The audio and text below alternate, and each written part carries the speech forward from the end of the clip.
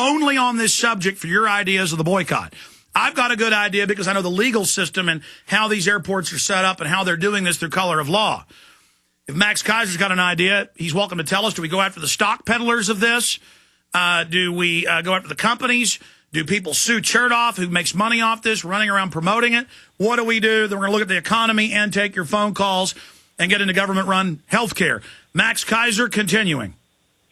Oh, yeah. Well, I had Dr. Bruce Levine on my show last week, and he talks about something called the abuse syndrome.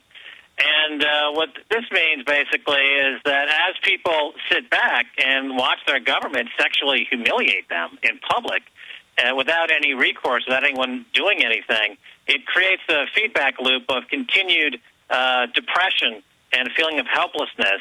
And that's the same kind of mentality you find in any abusive situation. You know, a pimp and the person working for them, any kind of abusive situation, the abusive husband toward the wife, etc.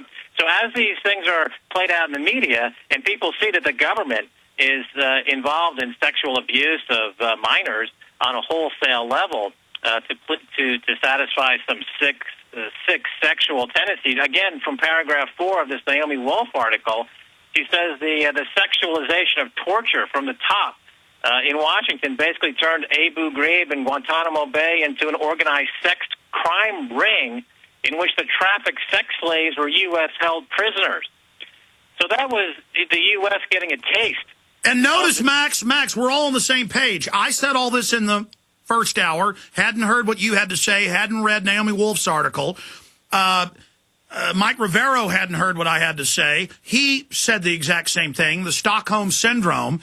Now you're saying the exact same thing. The expert you interviewed, tell us more about him, and perhaps we'll play a clip of that video if you tell us the name of the video at maxkeiser.com. You've got so many TV shows on so many networks, it's hard to know which one to pull up. But here's the Stockholm Syndrome. Stockholm Syndrome is a psychological response sometimes seen in abducted hostages, and that's what these pimps literally have these women as slaves, in which the hostage shows signs of loyalty to the hostage taker, regardless of the danger or risk in which they have been placed. The syndrome is named after, and it goes into it. And this is what we see over and over again. Well, I'm not a mentally ill person. I'm angry, and I'm enraged, and no more, you criminal scum running the government. Max, and this is going in globally. Max, go ahead. Yeah, well, it's part 3 of the video on maxkeiser.com. On the right-hand side, you scroll down. There's 4 parts for my recent show on the Edge. Starting in part 3 is the interview with Dr. Levine. And yeah, what's the name of that particular video of On the Edge, though, part 3? Yeah, and I brought up the... but videos always have a name, Max. What's the name of it?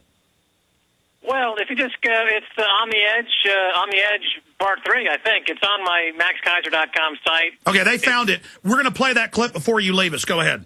Okay, well, it's a 10-minute interview, so I don't know if you have time for that. But I brought up the Stockholm Syndrome as well with Dr. Bruce Levine, and his work goes into something a little bit more comprehensive. He really gets into it and talks specifically about the policies today that are coming out of the White House to foster this abuse syndrome in the population as a way to keep them depressed and to make them malleable. And this whole body scanning, sexual torture is just part and parcel of this whole model that I've been aware of for a while, which I call the casino gulag model. And the reason why people one of the reasons why people allow themselves to be subjected to this type of humiliation is that the casino part of the equation is very good at holding out a carrot and making people believe that they're going to win the lotto. They're going to win the casino job. They're going to get a job at Goldman Sachs. They're going to become a huge beneficiary somehow of all of the insider trading and market manipulation. And that's the hope that people think in the back of their mind. They're willing to put up with anything. They're willing to put up with strip searches at the airport if they think that by some chance they're going to have the winning lotto ticket. And that's what the media, particularly outlets like CNBC, which has the ticker tape running 24/7, and Jim Cramer, he's pounding the table. You can be a winner. You can make a fortune in this stock. When all he's doing is he's unloading stocks that institutions don't own. He's laundering stocks for the banks, which are laundering all of their TARP money vis-a-vis Jim Cramer on CNBC. And it's just like going into any casino, which is surrounded by slot machines where the odds of winning are definitely against you, and hookers.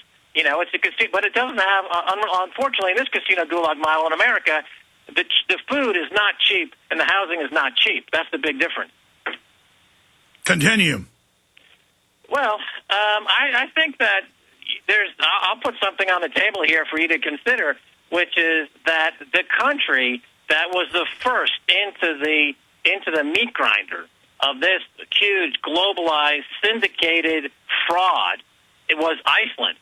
And Iceland, the Icelandic population, the bankers on Wall Street. Now, I was in Iceland. As you know, I made a film about this. I was in Iceland, and a year before it collapsed, it's a film on YouTube called Money Keiser. I sat down with bankers in Iceland, and I said, your krona and your economy is about to collapse. And they said, no, it's not. That night, I was in a sushi restaurant in a Hotel 101 in Reykjavik, and there were these Lehman Brothers brokers. And, of course, I worked on Wall Street for many years, so I struck up a conversation. And they were telling me that they were plotting to crash the krona to make a huge score. And I said, yeah, but the banker here just told me that, you know, this economy is in great shape. You know, it sounds risky. And they're like, no, you don't understand. They've leveraged themselves 10 to 1. The entire GDP has been leveraged 10 to 1. And we've got this global syndicate of short sellers and all of our regular crew. And we're going to take this krona, we're going to take this economy down, and we're going to score huge. And that's exactly what they did. And now Goldman Sachs pilots the entire banking system and policy and has their people at all levels of government. Instead of them being arrested and the nightmare ending, it isn't going to end. It's going to get more and more hellish. And Jack Bauer tortures people to get answers and tortures children. Everybody fantasizes to be a torturer. Now they all get to be tortured, or you go get a job as a humiliator and an abuser, and it just gets sicker and sicker and sicker. Well, now in Iceland, they are voting on whether or not to reimburse the UK government for millions of dollars that were guaranteed by the bankers on UK savers, $5.5 billion worth of savings that were used to fuel the speculative run-up in Reykjavik.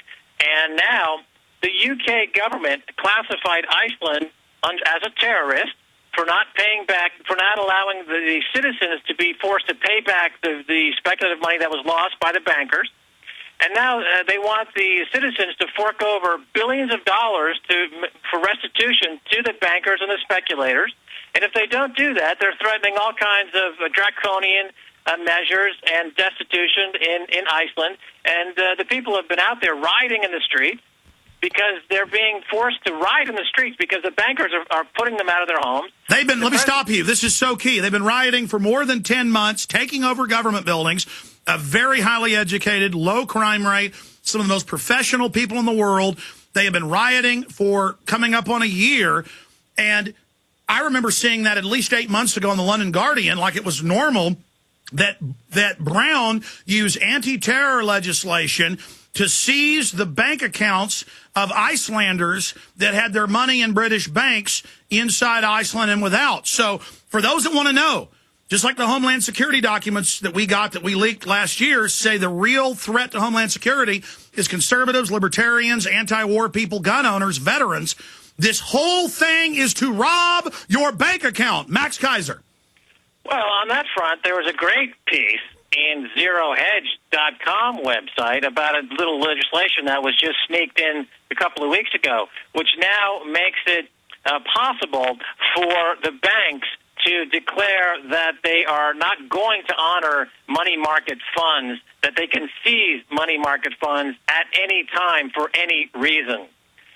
Which means, so anyone who's got money in a money market fund in any of the banks or brokers in the United States, as of now, the banks can claim that for any reason that they deem appropriate, they can seize those and accounts. That's just the standard savings account for most people. I mean, the little bit of money I've got in the bank, because I don't trust the banks, but to run the business, it's in money markets. Wow, you just dropped a bomb on me, Max. What's the headline on that? I want to look it up. It's on ZeroHedge.com is the site, and it's, let's see, if you just put money market seizure, money market seizing. Unbelievable. I mean, it just gets, Max, it's clear. They're getting ready to really drop the hammer, aren't they?